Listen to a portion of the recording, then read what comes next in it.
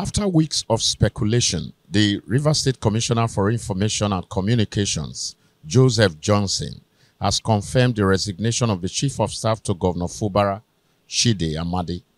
Amadi becomes the 10th political protege of the immediate past governor and incumbent FCT Minister Nyesom Wike to throw in the towel since the outbreak of the political crisis in Rivers State.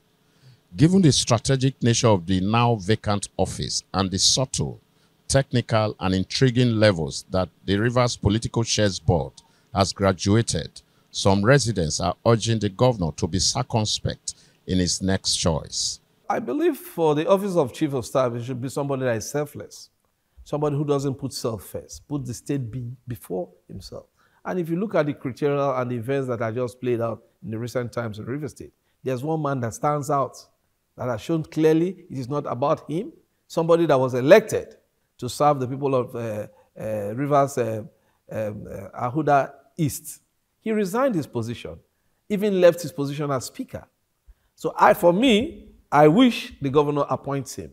I think he's a strong ally of the governor, and the governor will definitely want to have him play some critical role. So I think in the light of the last development of his appointment, it's clear that it's part of the game that is going on. Among the frontrunners to the Chief of Staff office is the immediate past and court-recognized former factional Speaker of the Rivers State House of Assembly, Edison Ehie.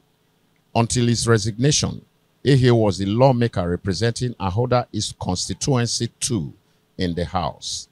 Though his resignation was not part of the 8-point proclamation during a peace pact meeting in Abuja last December, it is alleged to have been executed to create a vacuum in the House of Assembly to accommodate some of the resolutions of the Abuja Peace Pact brokered by President Bola Tinubu. Some Port Harcourt residents speak on his suitability or otherwise.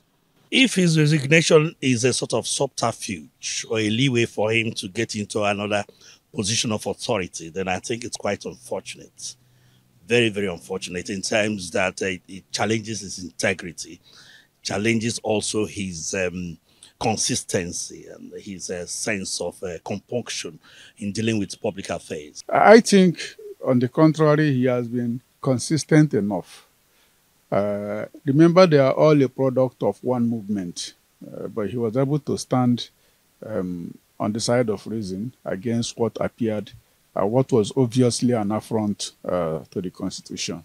I'm not saying what he's saying, but I think there's something he's saying that is making him to take such level of decision. If I were him, I would sit and consult before I take that decision. And I believe that he has consulted, that's why he's taking that level of decision. And I think he's doing it for the interest of Rivers State, not about his own interest. It is still no longer at ease in Rivers politics, especially after last week's outburst by FCT Minister in Beira, Kana local government area, that the Rivers State people would know who is politically in charge of the state between him and the governor in 2027. He forgets that he is an appointee of the Commander-in-Chief of the Armed Forces, Mr. President, who magnanimously called all the parties together to say, look, we want peace in Rivers State. So how is he helping the president? By creating more crisis and more division in the states. These are the things. I think he is a father, he's an elder, he's a leader. He should think about it. Meanwhile, many Rivers people are still taken aback that 9 months after, politicking rather than governance is still continuing to occupy the front burner in Rivers State. From Port Harcourt, the Rivers State capital, Andy Omano, Arise News.